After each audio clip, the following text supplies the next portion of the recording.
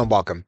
In both free and paid versions of Chatgpt, you can now create infographics from your existing information. Inside of GPT-4o, you're going to be able to use the image creator. And to reach the image creator, you're going to click on these ellipses. You will then click on Create Image. And you want to make sure that you're not looking at DALL-E, but you are looking at the updated version of the image creator. You're going to click on that element. What you will then do is to create your image. Now, if what you're doing is you're going to be taking some of your existing information and turning that into an infographic, you want to click this button. You want to grab the file and upload it here. We're going to upload from our computer.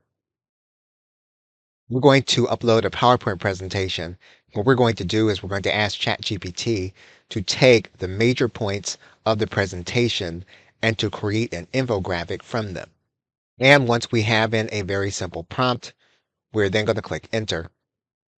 We're going to allow ChatGPT to create the infographic in real time.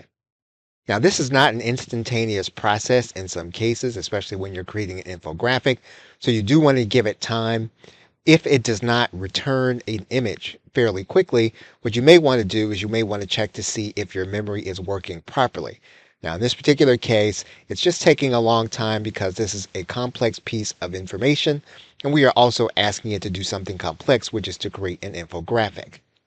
Now, again, the process does take a while to complete in some cases. And our image is now complete. We can now download the image. You will then have your PNG image. So you can take existing information, you can upload it to ChatGPT, you can write in a simple prompt to ask ChatGPT to summarize your information and to deliver it in the form of an infographic. Okay, so with that, thanks, and I will see you in another video.